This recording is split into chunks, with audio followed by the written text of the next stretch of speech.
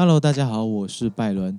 你或许听过不少人告诉你这样不可以，那样行不通，你不可能做到，然后你相信了这些事，这就成为了限制性信念。觉得这样行不通，那样没有用，叫限制性信念。怀疑自己能不能做到，能不能做好，叫自我怀疑。他们都是基于认知而产生的念头，觉得不行，看什么都不行；觉得脏，看什么都脏；不觉得自己有能力，做什么都觉得会搞砸；不觉得自己值得，做什么都不会有自信。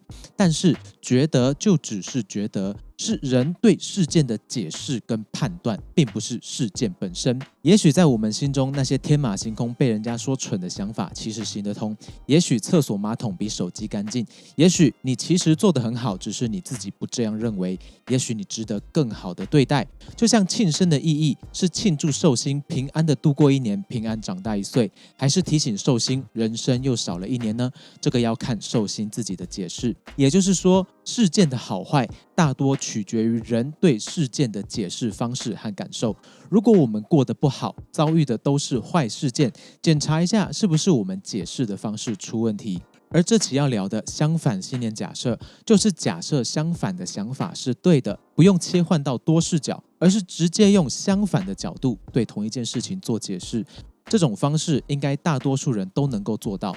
当你陷入焦虑或自我怀疑的时候，先质疑自己对事件的否定合不合理，然后用相反的方向再对事情做一次解释。而且你还要找出证据佐证这个新解释是有力的论证。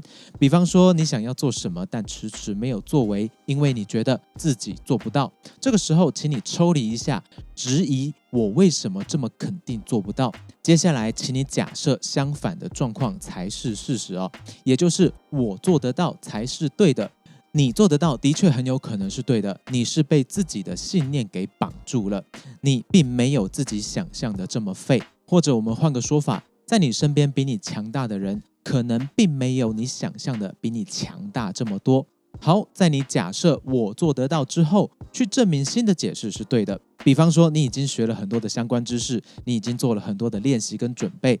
比方说，你曾经的失败经验其实并没有失败到无法挽回。比方说，你其实有一些很微小的成果，只是它不够大被你忽略。这些都能够帮助你去证明你自己其实有可能做得到，或者间接证明也有助于我们打破原本的信念。什么意思呢？就像并没有证据可以绝对的证明我们做不到某件事，那只是我们自己的解释。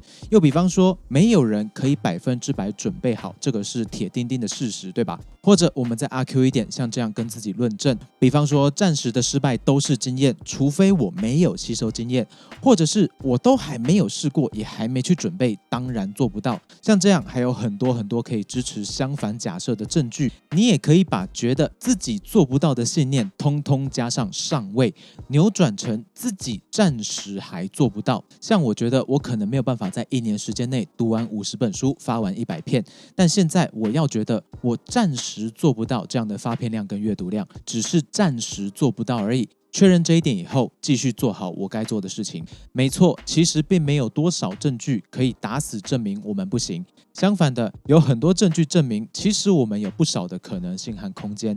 如果我们原本的思路很扣分，它很负面、很限制、很狭隘，现在不妨试试向相反的方向操作一下，思考看看，用相反的信念假设来检验自己的信念是不是正确，是不是太脱离事实，是不是给自己限制了太多。那么这期分享到这边，希望多少对你有一点点的帮助。我是拜伦，我们下次见喽。